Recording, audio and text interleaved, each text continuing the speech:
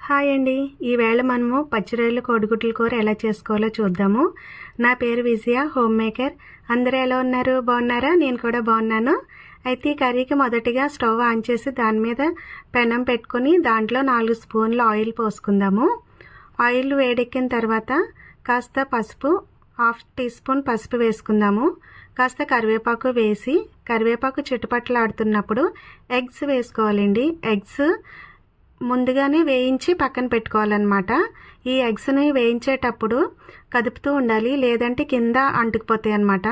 ఈ పసుపు వేయడం వల్ల అంటుకోకుండా ఉంటాయి. అదే కాదు, గోల్డెన్ కలర్లో కూడా మంచిగా స్మూత్గా వేగుతాయి అన్నమాట. ఇలా వేగిన ఎగ్స్ని పక్కకి తీసి పెట్టుకుందాము.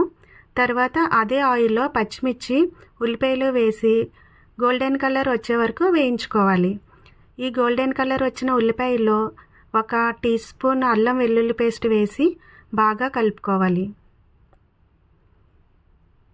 తర్వాత మనం పచ్చిరొయ్యలు వేసుకుంటాం కదా, ఆ పచ్చిరొయ్యల్ని ముందుగానే ఉడకపెట్టి రెడీ చేసుకోవాలి.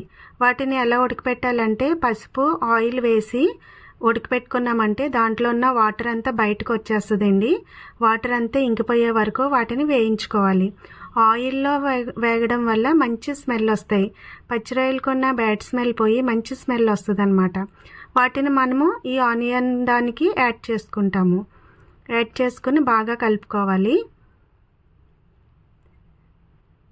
దాంట్లో రెడీ పెట్టుకున్న ఎగ్స్ కూడా వేసేసుకుందాం. తర్వాత 2 స్పూన్లు గరం మసాలా వేసి బాగా వేయించుకోవాలి. ఈ వేగుతున్నప్పుడే మంచి స్మెల్ వస్తుంది మనకి. చాలా టేస్టీగా, టెంప్టింగ్గా ఉంటుంది. తర్వాత దానిలో 2 స్పూన్ల కారము, ఉప్పు, టేస్ట్కి తగ్గ ఉప్పు, కళ్ళుప్పు వాడుకోండి, హెల్త్కి మంచిది. ఇవన్నీ వేసుకుని బాగా కలుపుకొని బాగా మిక్స్ చేయాలి. ఇలా మిక్స్ అయిన దాంట్లో కాస్త వాటర్ పోసుకోవాలి. 1 గ్లాస్ వాటర్ పోసుకుంటే సరిపోతుంది. బాగా కలుపుకొని దీనికి మూత పెట్టుకుందాము. ఉడికిపోయిన తర్వాత చూద్దాం. చూడండి, చూసారా ఎంత మంచిగా కర్రీ వచ్చిందో. ఇది మంచి కలర్తో, మంచి టేస్ట్, స్మెల్తో రెడీ అయిపోద్దండి. మనకి రెడీ అయ్యిందన్న ఎలా తెలుస్తుందంటే మూత తీసి చూసినప్పుడు ఆయిల్ పైకి తేలుంటుంది. చూడండి ఆయిల్ ఎలా వచ్చేసిందో, అంటే మనకి కర్రీ రెడీ అయిపోయినట్టే. ఫైనల్గా మనము కొత్తిమీర వేసి సర్వింగ్ బౌల్లోకి తీసుకుని సర్వ్ చేసుకుంటే మన కర్రీ రెడీ అయిపోయినట్లే.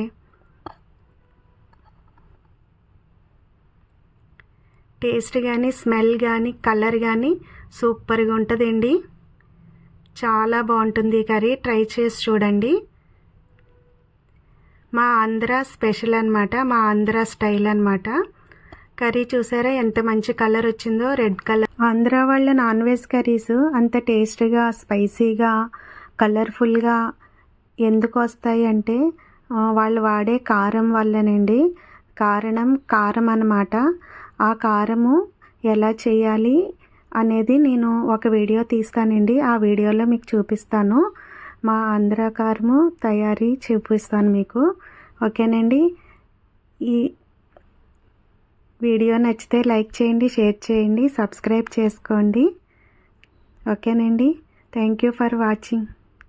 బాయ్.